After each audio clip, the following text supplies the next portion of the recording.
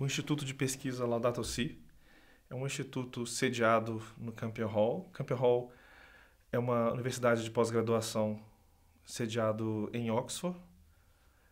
Pertence à Companhia de Jesus, é sustentado em boa parte pela província dos jesuítas britânicos e tem uma missão muito bonita, apesar de recente, que é o desenvolvimento do conceito da ideia de ecologia integral. Esse conceito ele ganha esse nome e ganha relevância com a encíclica do Papa Francisco, que esse ano faz inclusive 10 anos, que leva o mesmo nome, Laudato Si. E a partir disso se torna uma grande mudança epistêmica, né? A mensagem central é: não existe uma crise social e não existe uma crise ambiental. São faces de uma mesma crise. Isso tem uma importância, uma relevância muito grande, principalmente no sentido acadêmico, epistêmico, porque começamos agora a perceber que a nossa ciência e o nosso pensamento ocidental, que fragmenta a realidade, nos conduziu a esse contexto em que vivemos e que isso, então, esse clamor profético do Papa nos leva a tentar desenvolver, então, novas articulações, novas formas de ideia, que tem uma característica muito interessante. A modernidade ocidental fragmentada nos conduziu a isso, mas quando a gente olha para essa ideia de que tudo está interligado, os saberes antigos e ancestrais se mostram como aqueles que têm algo a ofertar, aqueles que renegamos ao longo de tanto tempo. E esse instituto trabalha com isso, por diversas linhas de pesquisa, tem diversos projetos.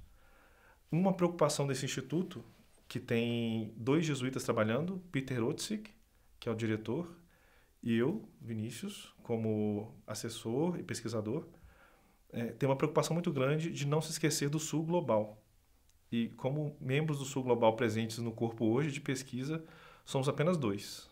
Um brasileiro, que sou eu, e uma outra colega que trabalha comigo, a Michi, que é indiana.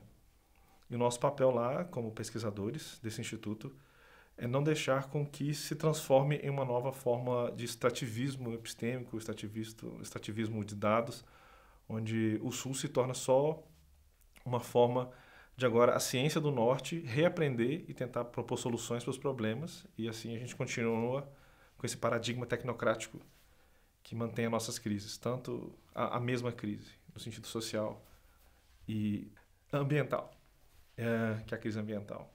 Isso, a missão desse instituto, ela tem uma profundidade muito grande porque isso acaba naturalizando o que antes parecia um discurso um pouco radical, extremista, periférico, que é a questão do meio ambiente. Se a gente olha para a história desse pensamento nos anos 70, 80, toda a ciência e discurso que caminhava para uma integração do meio ambiente como algo próprio, natural e relacional, com direitos próprios, sendo um sujeito de direitos e não como um produto, como uma fonte de renda, não como matéria-prima apenas, de que não, são sujeitos de direito, que eles têm valores em si, que são criaturas, tanto quanto nós, que nós somos criaturas enquanto seres humanos, mas somos co-criadores.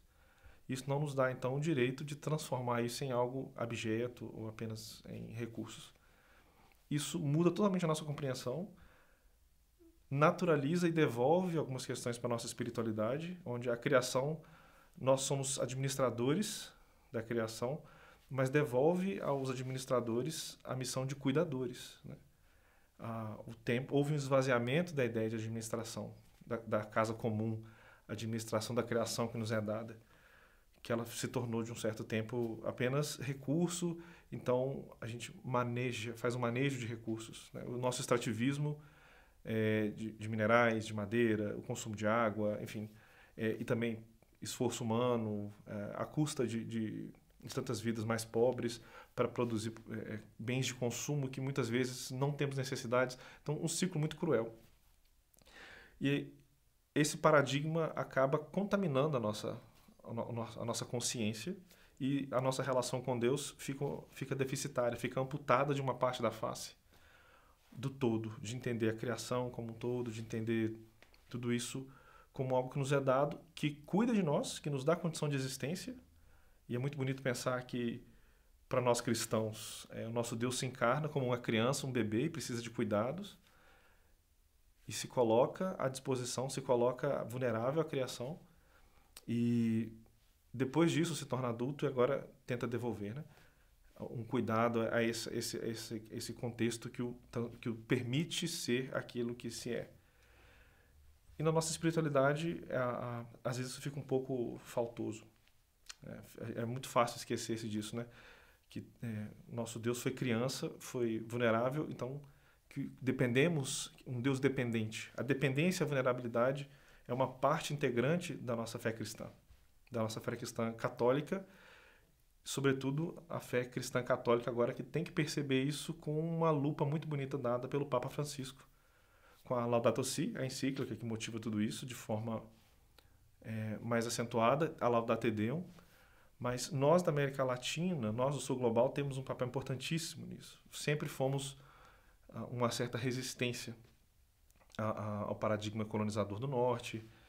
E agora, toda essa resistência que conseguiu sobreviver à custa de muitos esforços, à custa de muitas pessoas serem relegadas ao esquecimento, até alguma certa humilhação, isso agora se aponta como sendo um caminho de conversão e quiçá um caminho de salvação prática.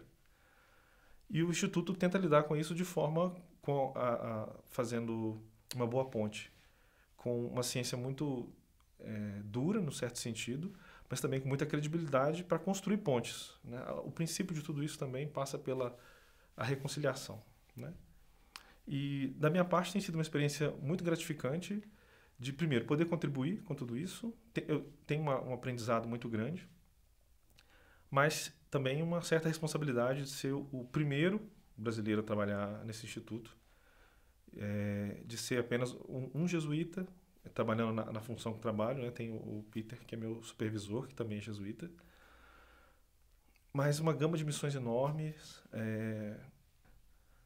Se eu precisasse definir o objeto do Instituto hoje, era como se a gente estivesse tentando encarnar a esperança em atitudes práticas, reguladas, bem pensadas, discernidas, confirmadas, com pontes, envolvendo o máximo possível de pessoas. Acho que beira a utopia, mas uma utopia possível. Então, acredito que hoje essa é a missão. O Instituto também tem um outro braço. O Instituto Laudato Si tem um braço que é o IEARN, que é rede de pesquisadores em ecologia integral, que tenta conectar mais jovens pesquisadores que não têm carreira consolidada, principalmente por, às vezes, o tema ser um tema marginalizado. O tema da ecologia integral é muito periférico, porque nós temos uma limitação de método, né? A nossa ciência não tem ainda método para avaliar a questão relacional, né? Tudo está interligado. Esse é um princípio da encíclica, essa é uma forma de compreender a Laudato Si. Mas os nossos métodos ainda são métodos de um paradigma fragmentário da realidade, então tem muita dificuldade de fazer intelectualmente estudos de correlação seguros que mostrem que essa interligação, como intervir, como ajudar. Então, muito provavelmente, cientistas que tentem trabalhar nessa área esbarram numa limitação de método e, por esbarrar nisso, vão esbarrar também na dificuldade da comunidade já firmada de perceber esse novo paradigma. Então, uma das missões é essa, né? Como conectar, como ajudar esse pensamento a ganhar massa crítica, a se fazer presente, se fazer seguro, sem medo de ser submetido aos pares. Então, tem algo muito importante assim também. E tem algo muito bonito que encarna aquilo que na Companhia de Jesus a gente chama de apostolado intelectual. Que é isso, como utilizar o esforço racional não desprovido de espiritualidade, de um projeto de reino, de um projeto de mundo, mas que ajude a construir pontes, a superar fronteiras, a superar paradigmas pela causa do reino, né? A mensagem de Jesus é sempre a boa nova. E o apostolado intelectual tenta nos ajudar a perceber que a novidade não é um erro, a novidade não é um problema. Como discernir intelectualmente as novidades, as boas novidades, discernir as boas novas. Nós somos um pouco resistentes à novidade. Nesse momento, estamos Peter Otzig, que é um jesuíta da Eslovênia, que também vive em Oxford, para mostrar a biodiversidade nas nossas comunidades. A Companhia de Jesus é muito biodiversa. Nós temos pessoas de diversos lugares.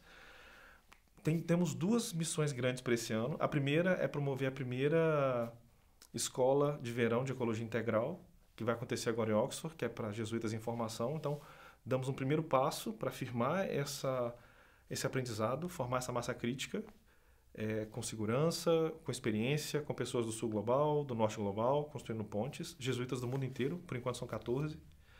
E tudo isso tende a desaguar na COP30, que é o grande encontro sobre ecologia, o pacto político, né, promovido pela ONU, e em busca de formarmos uma rede mais coesa e do credenciamento necessário, adotamos essa agenda aqui no Brasil, começando pelo congresso que tivemos na PUC-Rio, pelos 10 anos da Laudato Si, um congresso que foi promovido pela rede de universidades que cuidam da Casa Comum, a RUC, que tinha como uma conexão muito grande com o então cardeal Prevost, atual Papa Leão. Então, essa promoção envolveu 230 reitores de universidades, uma construção de um documento sinodal, que quer se tornar uma proposta concreta para chegar à COP30. Então, em vista desse caminho, para fazer uma boa agenda, para fazer boas conexões, entender a realidade, porque isso é um princípio também da ecologia integral. A transdisciplinariedade envolve uma experiência prática, envolve envolver todos os atores, não apenas receber um credenciamento e atuar em nome, né? É sempre dialogado. Então, em vista disso, temos passado pelo Brasil, a gente chegou no Rio de Janeiro, como eu disse, estamos agora aqui em Belo Horizonte, com uma série de reuniões, série de grupos. Vamos a São Paulo, lá a gente vai ver algumas comunidades de migrantes, algumas comunidades internacionais. Vamos a Brasília, visitar algumas embaixadas. Tudo isso para costurar esse bom credenciamento e assim a gente retorna para Oxford para preparar melhor essa vinda à COP30.